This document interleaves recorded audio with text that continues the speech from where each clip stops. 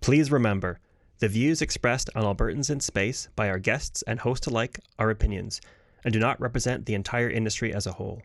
Our podcast serves only as a platform, and all topics discussed are primarily for educational purposes only.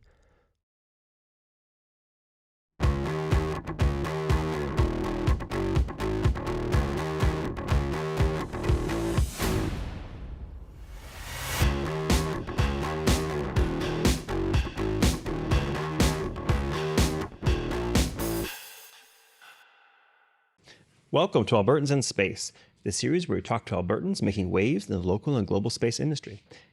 In today's episode, Lethbridge Launch, we sit down with Bryan Hill, the president of Calgary Rocketry and a passionate rocketry hobbyist, as he shares how he got into amateur rocketry and how audiences can get involved to launch their own rockets right here in Alberta. I'm your host, Zach Trolley. And I'm the co-host and gravity defier, Megan Westelmajor. Hey, Zach, why are rockets so good at parties? I don't know. They really know how to boost the mood. You know what? That joke was out of this world. Albertans in Space is filmed in the city of Calgary on Treaty 7 territory. This land, traditionally called Mohkinstsis, belongs to many nations and people who make their home here. We honor the traditions taught by our elders to acknowledge the generosity of Mother Earth and to take care of our land as humanity expands to new worlds. So, Megan, we always see rocket scientists on movies and TV and on the cover of comic books. Have you ever met one in real life? Never in real life, because their expertise is beyond my capabilities to understand. And I know that you have to be super good at aerospace and physics of thrust. Physics of thrust. When was the first rocket as we know it made? Did they explode? They certainly did. It's actually unclear, but historians give credit to the Chinese for using what they called fire arrows in battle in the 9th century. And for the next several hundred years, rockets were developed primarily for tools of warfare, with a few fireworks displays here and there.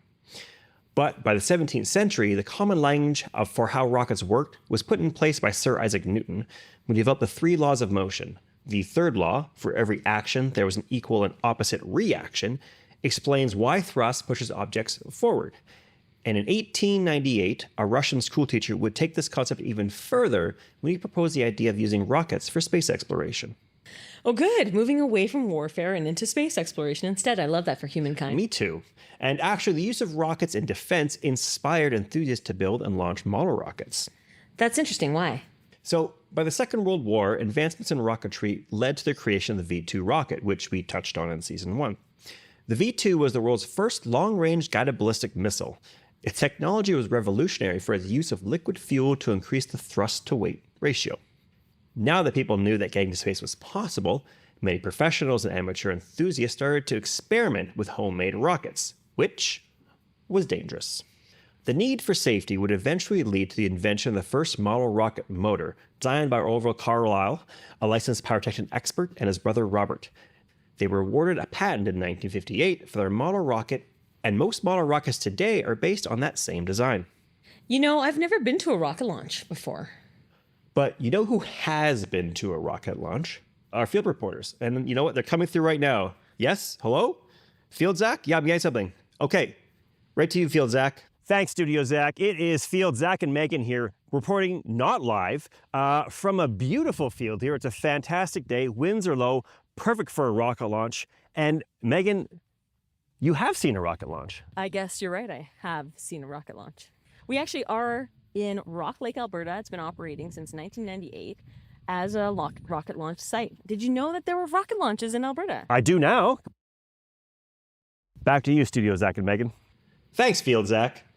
Megan, why don't you tell us about our guests today? What just happened? Is time travel real?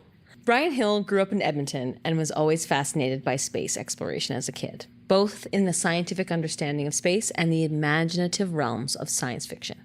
His favorite shows were Star Trek, The Next Generation, and Red Dwarf. Driven by his passion for space, the young boy took up rocketry as a hobby, launching many model rockets, some involving rather questionable choices, which we'll hear about during his interview. He dreamed of going to school for aerospace after high school, but ended up taking mining engineering instead and graduating in 2009. Brian and the club have been supporting the Canadian CANSAT, which is Satellite Building Championship, since 2022, with the support of the Lethbridge Club. He currently holds a Level 3 certification and the Canadian Association for Rocketry altitude record for C-complex rockets, which we'll see today during our interview, and challenges anyone to smash his record. So let's welcome to the studio. Let's get Brian in here.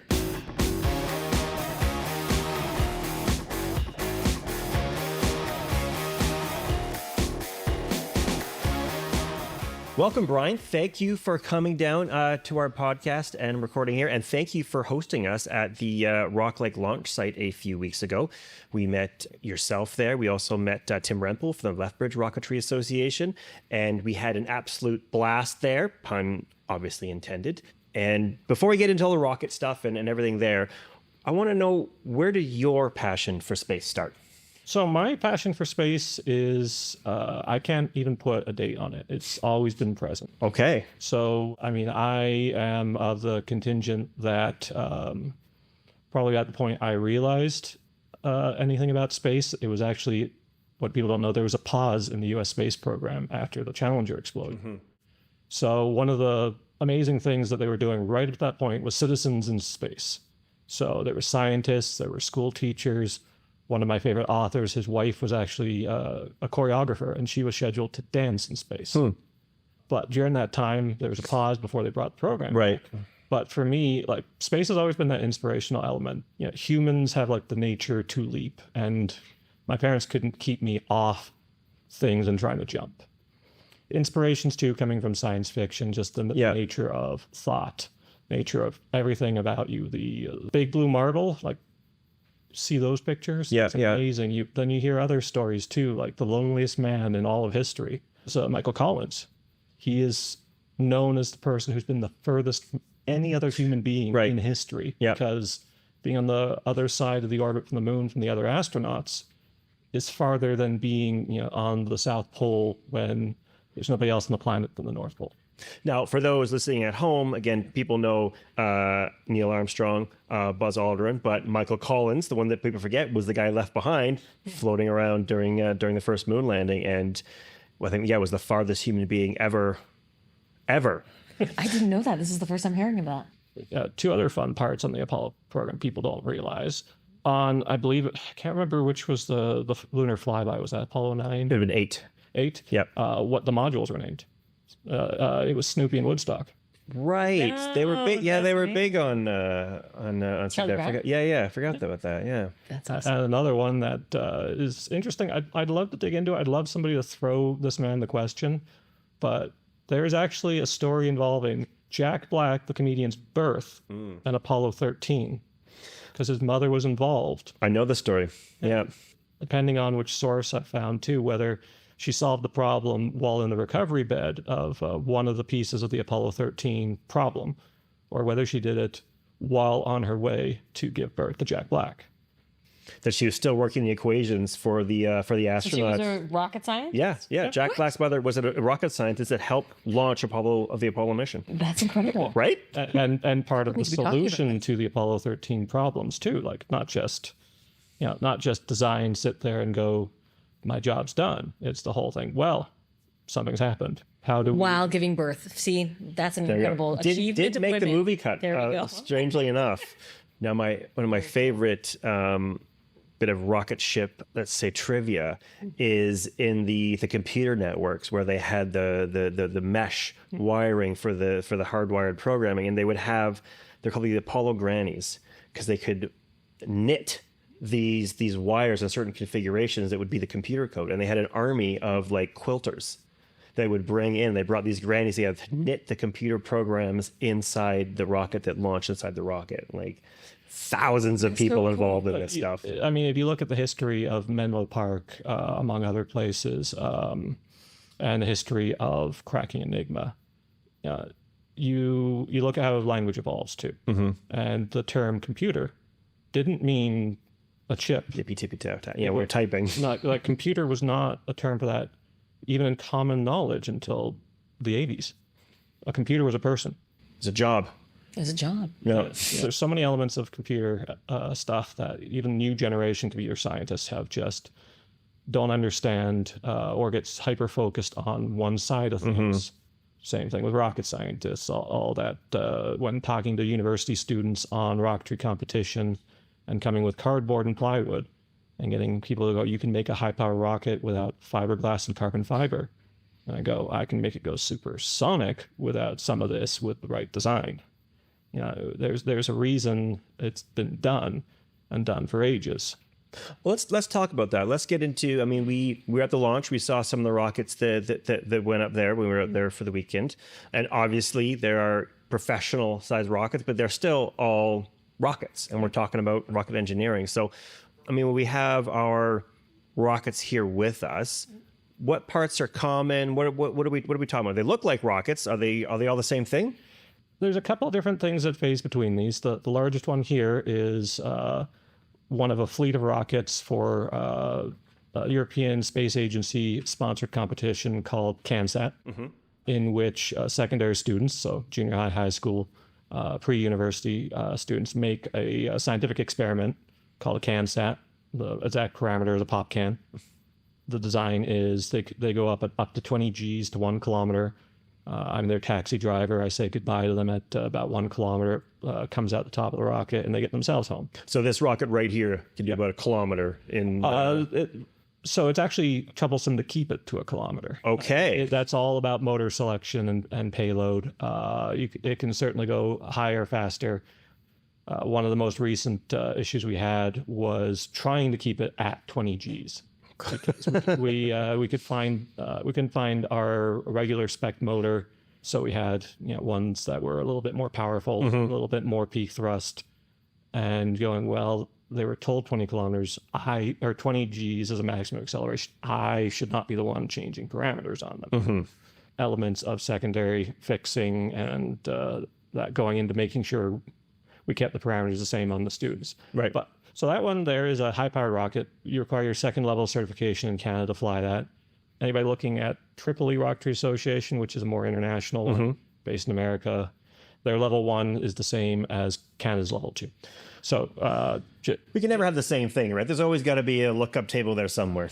Yeah, that's why you have international agreements of reciprocity, which we have with them too. But something like that, you're required to do testing. If you were to cut to Lethbridge, you'd see a gentleman going through his level 1 qualification. Right. And then the second is you've already written your test, you've already passed your first, is really just fly higher powered motors each time.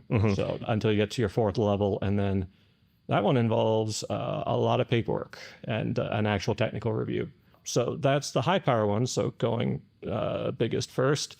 Second one here is actually a 2-stage rocket.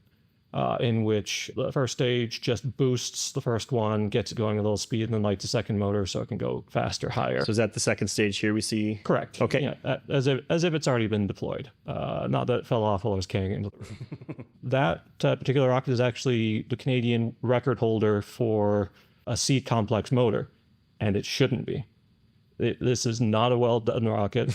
It's done by me as a lark, because I saw an empty slot in the records and went, I can beat that. The first time I launched at Marlborough Park in Calgary, which is not a large park, and the rocket went too far?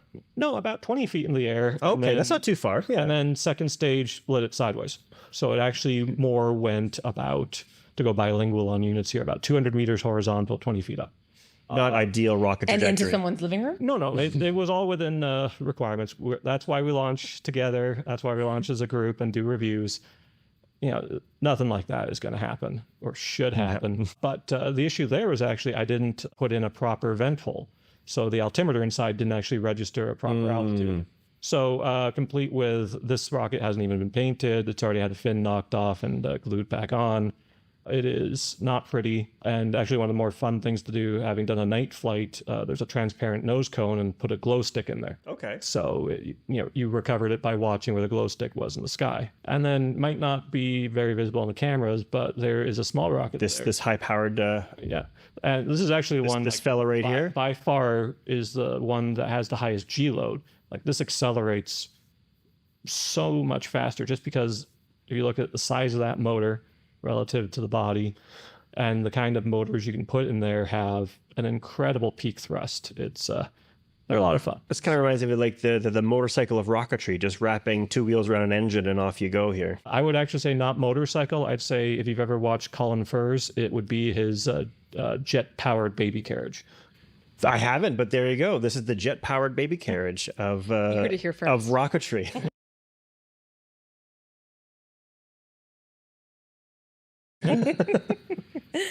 I'm curious about why model rockets. Can you tell us a little bit about? We know a little bit about the history. I can Google it, but what are your opinions on rocketry for hobby? Well, this is the element of hands-on. Like to put your hands on your own work is something that a lot of people miss. Like same with me. I have a background in engineering. I do a lot of what ifs. I do a lot of giant planning, a piece of like a literal $2 billion project. And then sometimes it ends up just as a paragraph in a report shelved. People like to see a result in their own work. Right. It gives you a nice understanding of how much you impact, even if it's small. So something like rocketry, doing model rocketry is a great way to get that understanding, great way to get that feeling. As an adult, like as a kid, a lot of it too is just experience. You do not know what's going to happen. You want to see what's going on. You put your hands to it. In my case, your father doesn't know what's going on either, and it becomes an interesting day. He's the one that goes, "That's fun, let's do it again." Okay. Sometimes people talk about danger too, and that's a funny one to talk about because Right. a lot of the stuff we do is around minimizing danger, but that doesn't mean it's not present, and that Good. doesn't mean that people don't immediately categorize the wrong pieces of danger. Because these are rockets, right? When someone looks at this, they would say, how can a person be able to do this? It seems like the realm of governments and militaries. Well, yes, no. If you talk about the same thing with, you've talked about somebody flying an airplane. Right. Flying an airplane can be a giant liability. I mean, one of the bon mots I use to describe this is we are recreational users of explosives. Categorized under law. Fun parts, I have some regulatory background, reviewing regulations, using regulations, and it is as boring as it seems, but once you're an adult, boring can be interesting. And safety is never boring. Safety, to go into safety engineering, all that a paper-based safety program is a non-safe program. Right. People have to want it to be safety. Sometimes you have to lock things out and hide the angle grinder. Safety is group. Safety has a complacency element and time, rush, desire, eyes on the prize, target fixation, all these fun terms that individually mean a lot together too.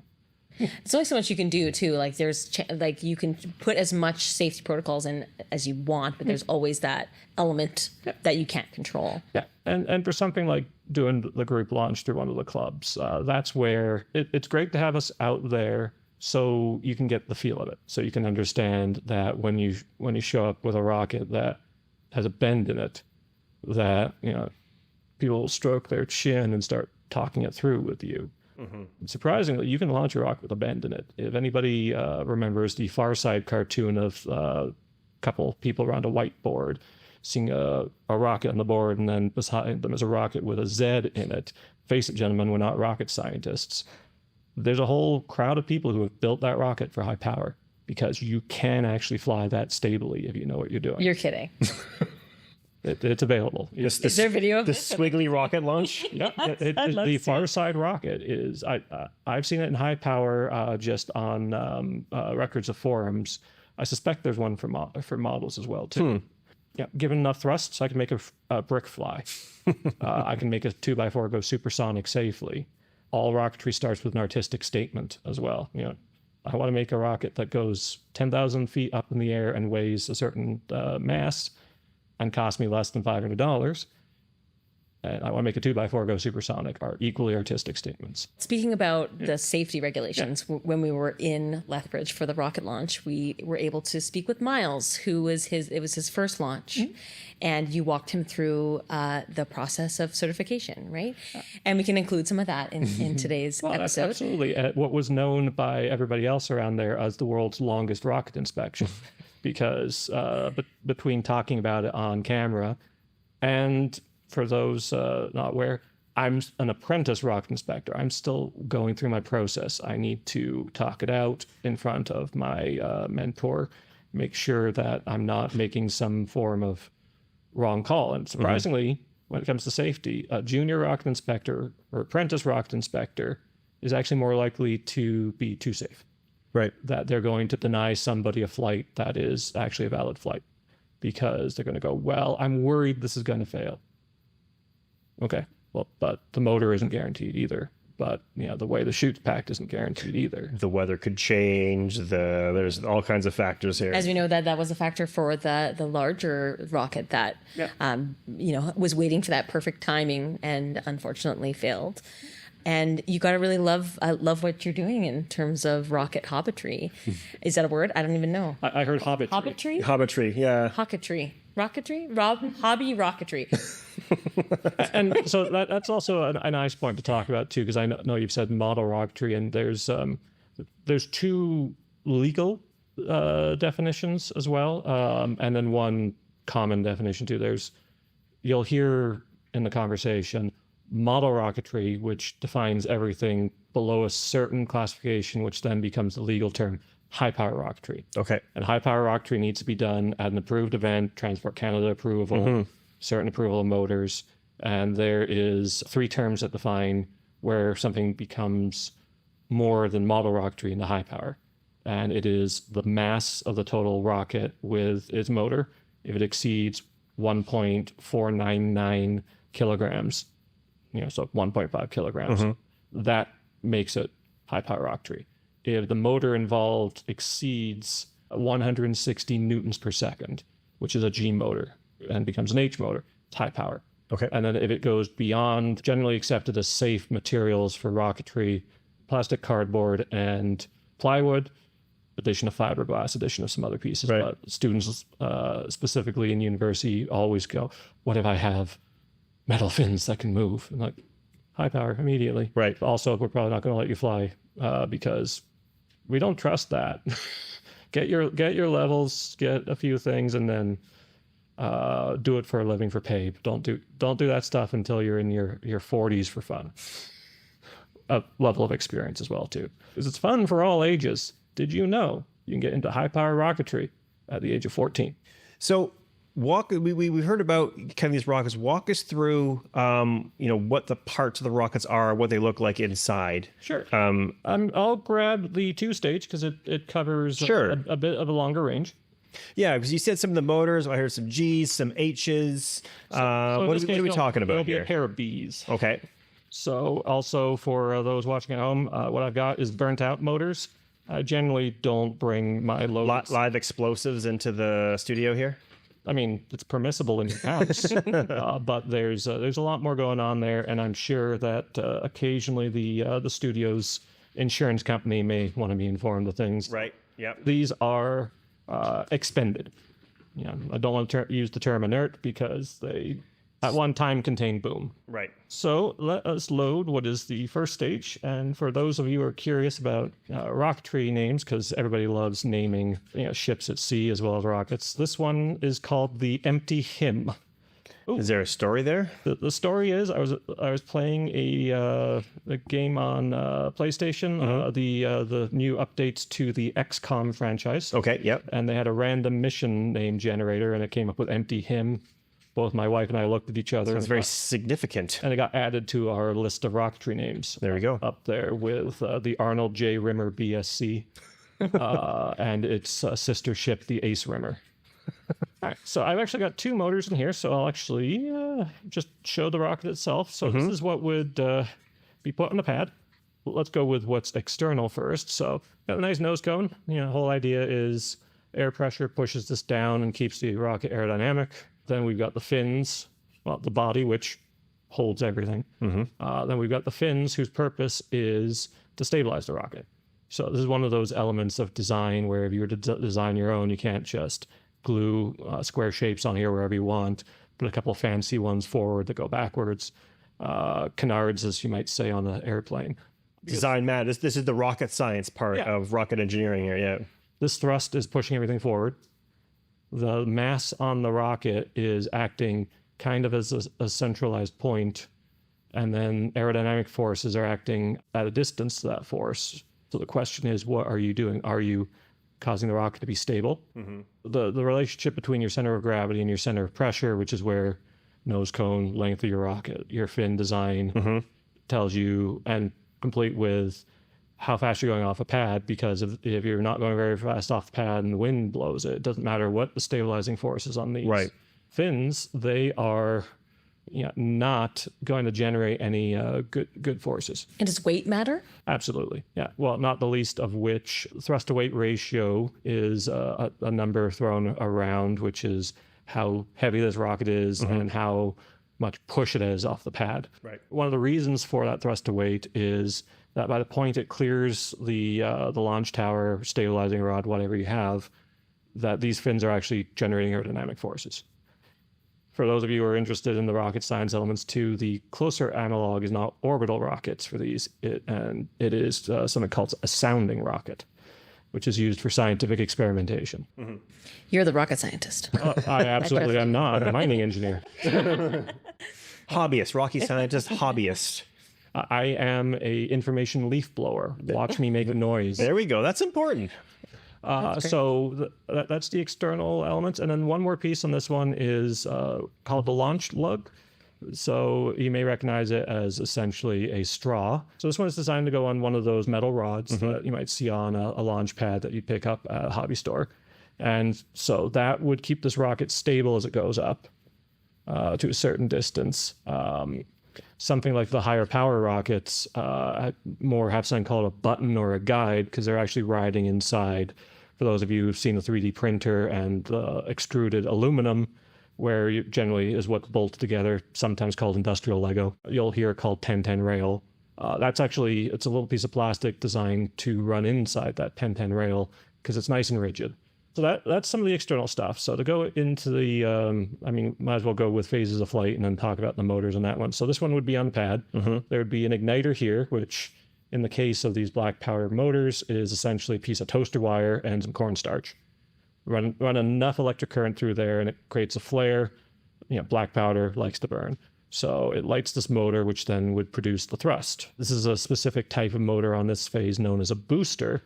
So all it really has in there is black powder to thrust. I like to describe a booster motor as a good rapper. It spits hot fire. So what that motor then does is basically spit fire out to the top of it to light the second motor, which could be lit by the same type of cornstarch, nichrome wire, toaster wire. And then this part here is light enough that it doesn't need a parachute, and it just tumbles down. Okay. And would land on the ground. Some would have a parachute. Yeah, so something like this has design. a parachute. Now, depending on your mass and the aerodynamics, you can actually have a rocket larger than this that doesn't need a parachute. It's an element of how hard you want it to hit the ground. You want it to break. Well, some of these are designed to be really tough and get at the ground at high speed. Some people want a bigger parachute. There's competitions for how long a rocket can be up there.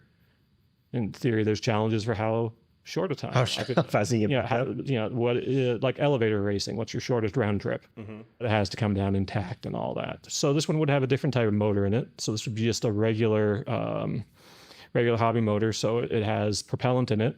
And then if you watch a launch, you'll actually see, you'll hear the sound and then it'll stop, but the rocket will continue to coast. Right. It'll actually have a smoke charge coming out of that one too. So you'll see a smoke trail on it.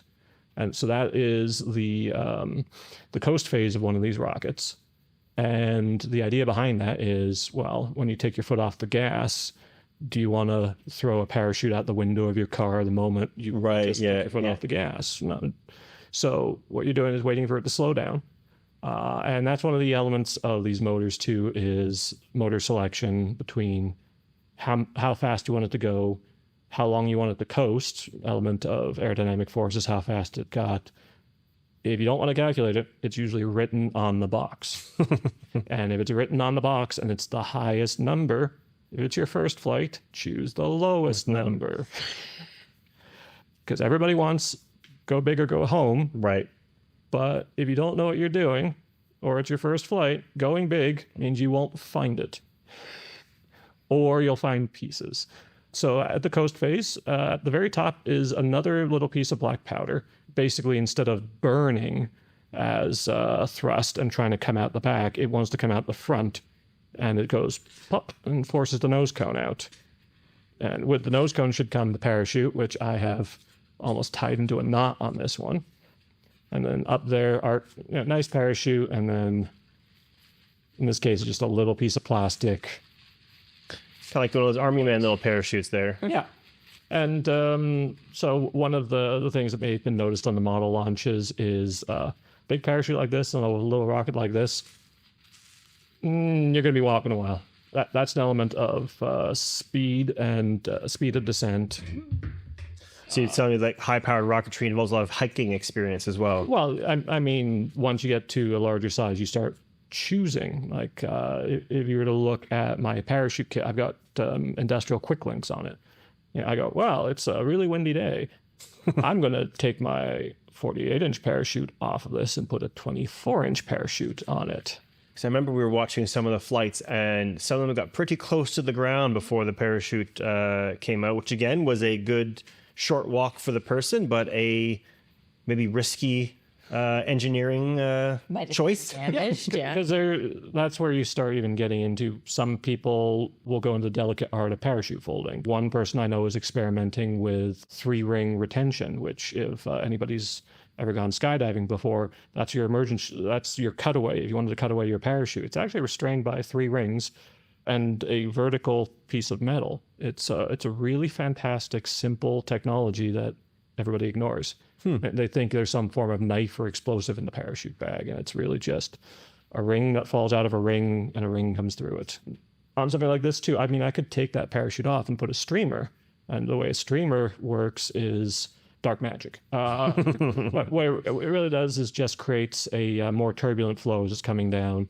There is a streamer science element where there's a width to length ratio that if you exceed it, you might actually create aerodynamic forces that are a slipstream and brings the rocket down faster. Right.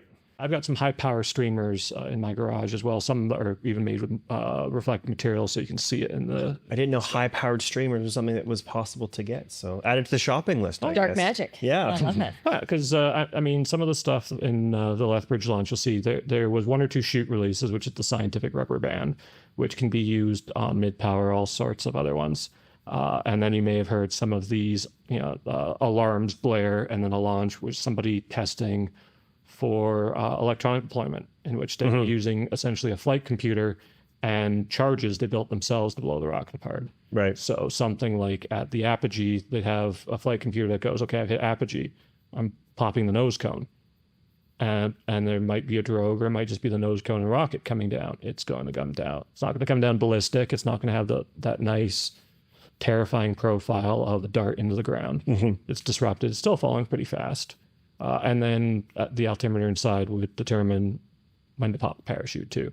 And the bigger the rocket gets, the more safe it needs to get to. So once a rocket exceeds a certain mass, like you saw the failed launch, there's actually redundancy too. Like they have to, if I recall, they said they had 9 flight computers. Right. Like each of those larger mass pieces actually needs 2 redundant power systems with a redundant deployment methods. For some of them, it would be 2 completely distinct flight computers. One would be set to go off at a certain phase of the flight, and then the other one might be set to go off at a certain time. You may have even heard like double pops happening. Times like, oh, there's a parachute deploy. What was that second pop? Redundancy. Redundant computers. So we have the pop can here, and I see a picture of the pop can and a parachute.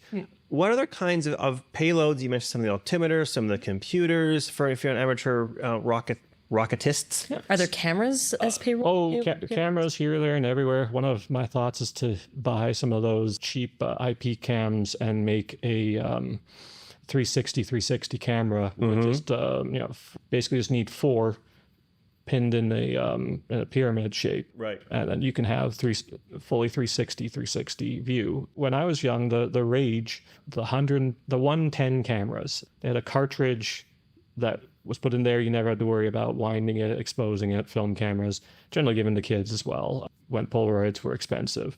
So generational gaps, all that. But there was a camera rocket. It was kind of the big expensive one people wanted, and they had basically the lens pointing down would go up. And when that charge went, pulling the nose cone would actually pull the shutter. So you get like a little attachment on there to snap a picture at the top. People will put the cameras in windows on the outside while doing called space darts or doing supersonic. You can, if I recall, I've seen the lenses melt on the cameras from the speed too. Just from the air, just from traveling through the air. Just from the air resistance on that one too. Something that happens to rockets at a higher speed too is like something called fin flutter, where going supersonic can actually be easier than the transonic. Just around Mach 0.8, 0.9, things get weird, and these fins will actually like start vibrating, have sympathetic vibration, like shear the fin off at near supersonic speeds. And so there's all sorts of construction methodologies around it. Stronger, you'll hear the term fillet through wall construction, but that's a challenge to get to. Right. And I'm still one of the newer people in this, even though I've been the president of the Calgary Club for 7 years. You're still learning. I'm still learning. I'm doing my rocket inspector training with the intent of becoming a range safety officer, which allows me to be the one to be the name on the event, be the one calling Transport Canada. Filling up the paperwork to launch rockets, which I'm sure you just can't just do willy-nilly. Yeah, because one of the things right now is across all of Canada, there's a core of people who have been supporting this for 20, 30 years. And there really hasn't been anybody come up through the ranks in about 10 years.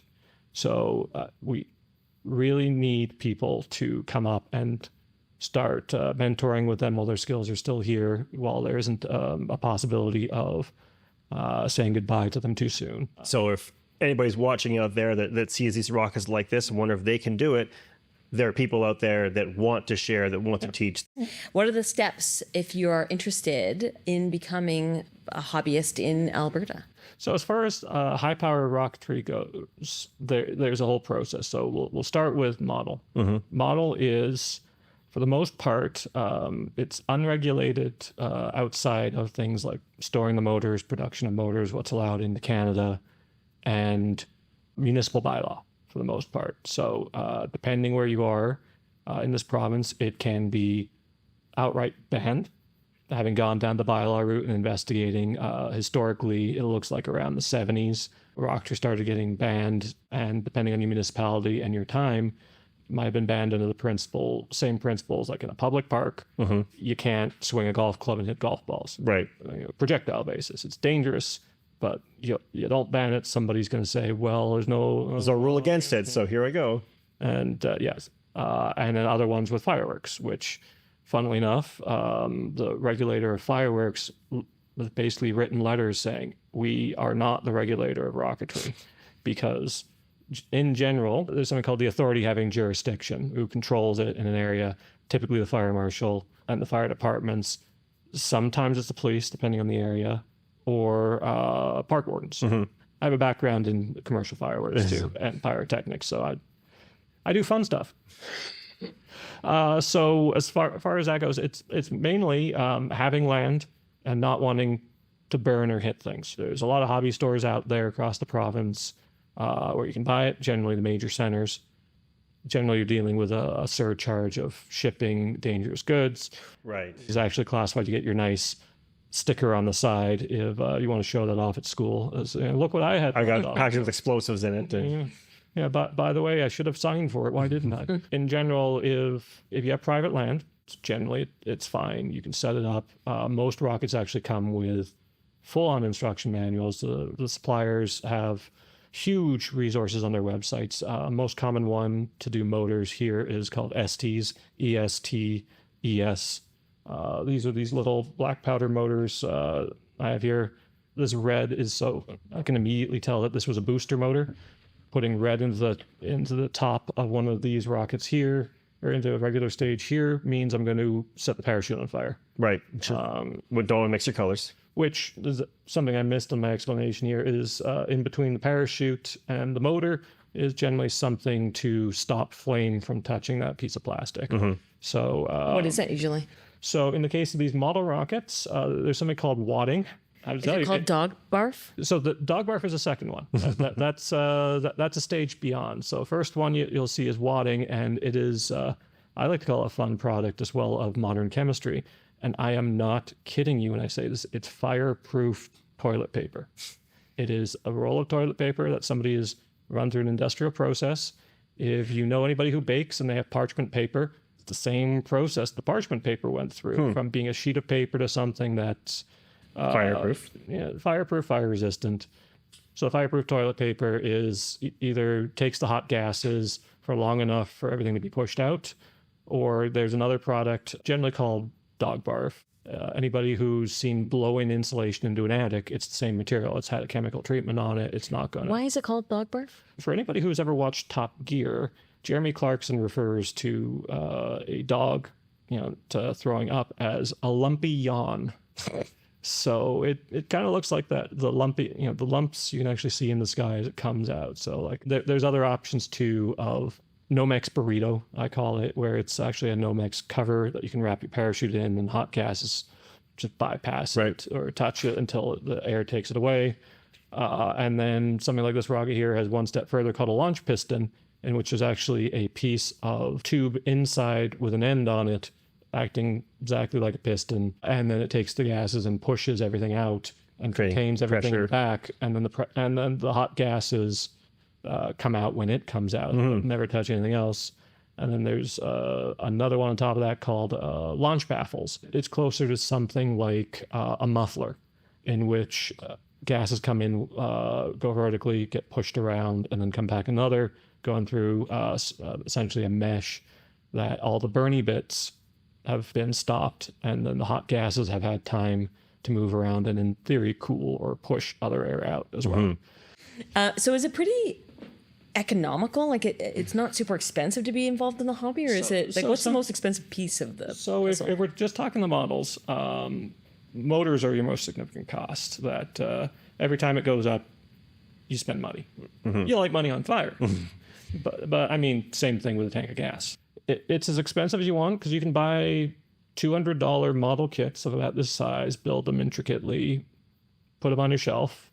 Another one is your failures become part of your next rocket, all built with the other parts. You're reusing it. Yeah. It's sustainable. Yeah. Same thing, artistic statement. You can use other materials depending on how good you are. You might be able to make the Christmas wrapping paper go. Somebody has a shuttlecock that they launch, a large-scale shuttlecock complete with. It has feathers that are designed to detach and come off like a Looney Tunes cartoon. And what's interesting about that one is because it's a flexible area, is it kind of moves in phases as it gets more aerodynamic squishes, and then the elasticity pushes it back. Haven't seen this one fly, but I've heard of it. One of my the rocket motor for this rocket here, if I was to start building this whole thing from scratch, that $250 value is the entire motor, but I might only launch once a year. Something like that big launch you saw in Lethbridge was a crew of 4 to 5 people, and that was probably about a 4-year project. And most of them didn't have much else for the rocketry in the time, so might have even been cheaper than this for once a year if you actually look at it. Right. It took time, it took effort. 9 flight computers isn't cheap either. I really hope they recovered all of them. And how many people exist in the club or members of the club in Alberta? So the club is smaller than people doing launches. Basically, all launches in the province are open to anybody. So you don't need to belong to the club to launch? No. If especially the high power events, to go back and forth on it depends on where you are in the province. So just to detail, like it's happening in Alberta. How many launch sites are there? 80 to 90% of Canada's launches are in the province. Really? Across, there are 4 clubs that launch in the province. There's Calgary, which I belong to. There's Lethbridge. There's Edmonton, and then there's Saskatoon, which you launch where you got land. They got land out there. Well, no. They've got permission, and they actually launched in Alberta. And I've actually heard they've got a second site coming soon, also in So that's for the high power. And then there are some more model-specific clubs. There's a lot of the clubs do both. So for the high power, or even the model launches, I generally make the statement, if you see it on a website and it's public, it's free to watch. Anybody can come. You don't necessarily need to arrange things first. Club organizer may appreciate hearing from you. I've heard of a few people doing motorcycle tours getting in contact with me saying, is it going to happen? And I go, I know it's like 2 hours out of your way. I can't guarantee the weather. That's good. Right. We have a no-go for Calgary, generally the Wednesday before a launch, but the day of, I can't tell you if it's too high a wind. I can tell you if it's torrential downpour. I can't tell you if lightning. You don't control the weather for these. And what they say about Calgary is wait 5 minutes.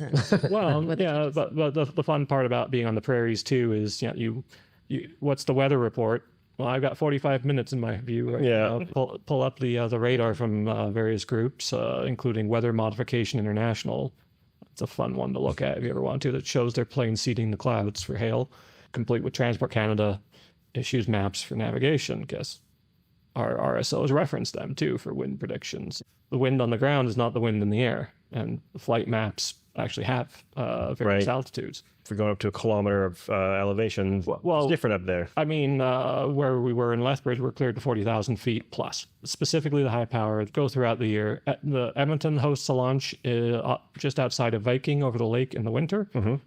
Have to over the lake in the winter, although out on the East Coast, they launch over the ocean. It's actually one I recommend to people because it's only about an hour out of Edmonton. And it's fairly accessible because it's the middle of winter. They have an FM transmitter, so you can even listen in your car while warming up. They're chronologically first in the year. Second comes Calgary, where we have our spring launch. Mm-hmm. Generally out much warmer. It depends. We've had to cancel from blockage of the roads from snow. Yeah. We're near Hannah, and then we're actually pretty close to Spondon, and they've been nice enough to let us use their facilities and community hall at points too. So. It's a distance out there, and we do a spring launch there. Generally, next is the Lethbridge launch. Generally, over the Canada Day long weekend, it's a nice camping 3-day trip. There is a fall Calgary launch, so we do 2 primary launches. Question whether we get both in the year because it's the shoulders. Spring and fall can be the worst timings for launches. And then there's model launches, like Calgary launches 7 or 8 times a year, about once a month through the summer. We launch inside the city in Big Marlborough Park, in the community Marlborough Park, about 52nd, and then just south of 16. That happens most often. About once a month, through the summer. And then out in Rosebud, which is a nice drive there, we had a larger model launch where we'd say mid-power, which is generally E, F, and G motors are allowable. There's a much higher area. Rosebud is a beautiful community that has helped us out, complete with, people might know it for their dinner theater. It's actually the school that organizes the dinner theater is the one who allows us on their land and helps us out there. That's great. There you go. Perfect. How you know? I think that's great. So many people don't know that there's rocket communities in Alberta, and like being able to just go see one. You don't have to necessarily know everything about how to launch your own rocket, but you can just go watch. Yeah, and you don't need to have the warning of your great uncle who has fewer fingers than he should. Right. For his misadventures, which may... It makes a good story. Grandma may remember it as a rocket, but he may have just tried to light a shotgun shell on fire. So what's next for you, Brian? What are you doing next? So for me, I have my level 3 qualifications, which gets me up to an L motor. So I'm looking at the next phase. I need to get what's called my electronic certifications in order to be able to have like fly-to-flight computers, have the rocket actually with separating itself. So I need to do my electronic certifications. And when I'm done that, I want to do my level 4, which gets me up in the, you might as well just call it beyond L range. And if I recall correctly, what you saw the launch in Lethbridge at the big distance was an O+. Okay. That it was an O motor at the core, and then there was other motors involved as well too. So whether it's summed up to more than O, I'm not sure. So a powerful rocket. Yeah, big, majestic, stand far back, as we saw. How far were we from that rocket? I think we're about 500 meters. For my electronics project and for my level 4, I wanted to do some historic Canadian elements to rocketry too. So for the electronics, I was looking at using a simulation software that was developed by a grad student at the University of Calgary that they use, learn how to use it and make model rockets and simulate the high power rocket flight and the original experimental flight of something called Project HARP. If you're not familiar with it, bonkers project in which they took surplus battleship guns from World War II and were trying to launch space projectiles with it. So it was basically a large bullet from a battleship, but it was a rocket intended to get to space. So that goes back to our man on the moon here. That's all the way thrown back to the OG space travel. Yeah, and complete with, as you know, call it the flying car principle. Why don't we have flying cars? Because everything that makes a flying car more likely makes planes and cars better individually. It was done out, I can't remember, I think it was Barbados, but it was one of the islands out in the Caribbean. And you can still see the wreckage for it. And it was, again, bonkers, launching projectiles with chemicals, like short barrels, like some of the stuff people talk about with sling launch or just railgun type stuff. It's nowhere near as exciting on the physics. Surprisingly, even trying to throw like a sling, a rocket into orbit relative to how much you've got to endure as a shell when one bang That first sets you off. Although there was a first impulse there. First and only, right? Yeah. I think there's actually some technologies of multi-stage in that one too. But so I wanted to, for doing the electronics, you have to have, I believe, at least 2, if not 3 flights with different airframes. You can't just fly the same one. I was going to construct like Harp 1, Harp 2, Harp 2B, whatever projectiles. The fun part will be trying to make it balance as a high power because it's not full of steel. And trying to actually make it balance is almost impossible unless it's full of liquid fuel. Right. Gotta be heavy. But heavy in the right way for that shape to work. But with a conventional rocket, it's actually, you've got to have like nothing in the back and some in the front, to the point they were using paper mache techniques from fireworks in order to make the back of this rocket. One of the things I've been looking at is there was test prototypes when they were doing the Avro Arrow project. Because of the speeds this thing was working at and things like what a supersonic wind tunnel looked like at that point, matters of Canadian national security, and it was the 50s. They put prototypes, I think they were like 1/9 scale, on the top of a Nike missile and fired them out over Lake Huron. There's pictures of serious men in short sleeves and ties and glasses with a Nike missile with a little plane on the front, Little planes on them. as they set up a 45 or so degree launch rack with ladder and then tow it out with like a Ford Edsel to launch out. And Nike missile, Serious business. On the bonker side of this one, what I love is it's got like giant square fins on the back, really just to slow the missile down enough to get the Mach 2.5 for the right length of time for the sensors on this thing. Right. We were trying to get airplane speed, not missile speed. Yeah. Trying to design this thing to do that. It's like, that's a challenge I kind of would like to do. If you're interested in getting a taste of what working in aeronautics would be, what would your recommendation be? Something I've encountered and enjoy taking are some of the edX courses available, or Coursera, or distributed courses. And there are some really major schools out there with great content. That is really surprising. You don't need to pay anything for it. You can do their lectures. They often have their course notes. Harvard, of all places, has a really awesome computer science intro course called CS50. Really engaging professors. Starts from nothing, teaching you the programming language Scratch, which is even taught to elementary school kids. It's actually building blocks as part of math. So, good example there. And surprisingly, Harvard for computer science. Delft University in the Netherlands has a Introduction to Aeronautics course, complete with full course notes, full syllabus. A high school teacher could pull it out, and the high school math and physics is the starting basis for it. And it even starts with principles of balloons and dirigibles, rigid airships. Although if you want an interesting bit of history, the 1990s dirigible project with the largest openable hangar in the world in Germany is now Germany's West End water park equivalent. Oh, there you go.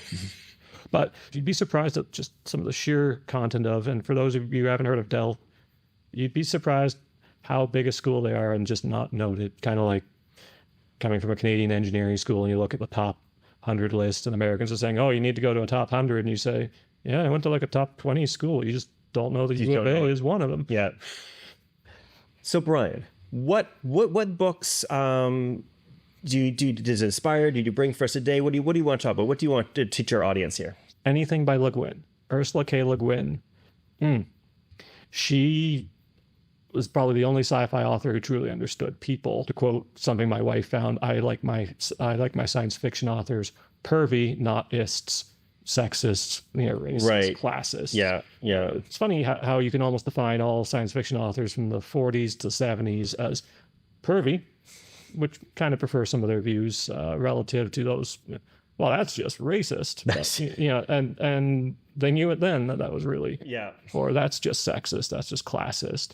So yeah, if I was to say book club wise, like I could just say anything Le Guin, and if I haven't read it, You want to. It's on the list. The issue that she herself has identified with her own writing was that she was, to quote her, inflicted on middle school students.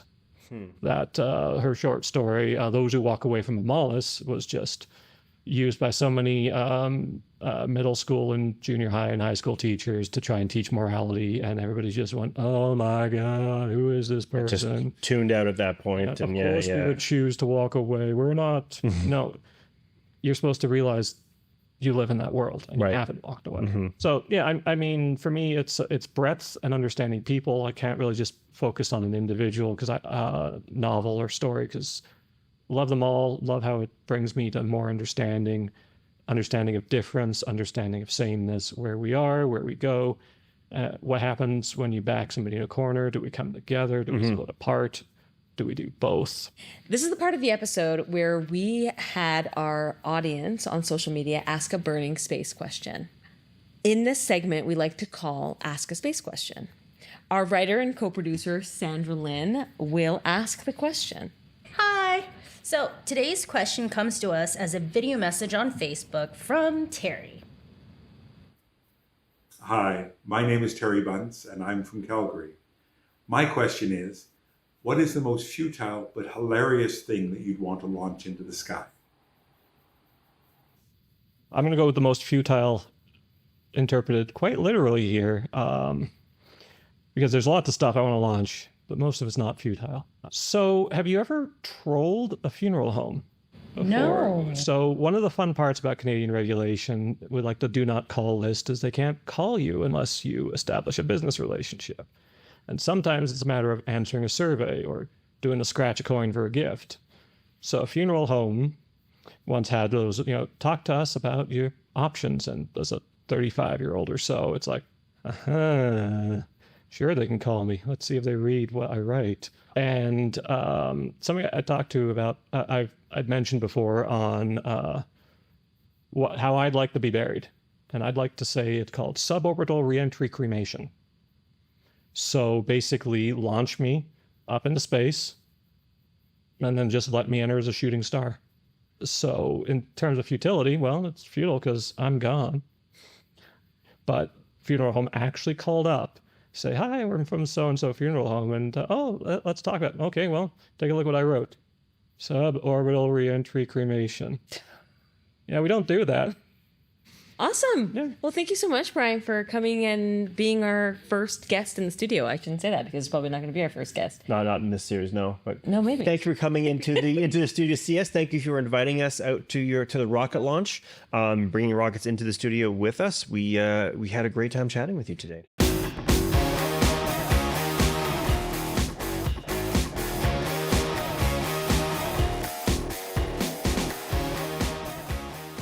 We would like to thank Bryan Hill for joining us today and teaching us about hobby rocketry. If you'd like to keep up to date with Bryan Hill, check out the Calgary Rocketry website at calgaryrocketry.org or follow on Instagram at Calgary Rocketry. Their website is loaded with details on the next launch and how to get involved. Shout out to Sandra Lynn for her writing research efforts, Matt Waterworth, our video and sound engineer at No Cap Content Studios, his assistant, Parth Kelkar, Legend Productions for filming the rocket launch in Lethbridge. Thanks, Stephen and Caitlin. 6 Degrees Music and Sound and Kristen, our behind-the-scenes photographer, for helping us make this podcast sound and look amazing. On the next episode of Albertans in Space, CubeSats Among Us, we speak with Priya Manavalan of Alberta Sat.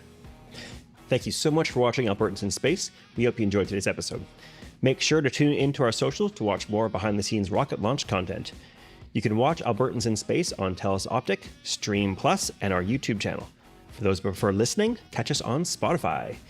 If you like the show, don't forget to hit subscribe and give us a like. Your support means the world to us. Lastly, stay connected, follow and say hi to us on Instagram at AlbertansInSpace_podcast and on TikTok at AlbertansInSpace. Thanks so much, and we'll see you later. Live long and prosper.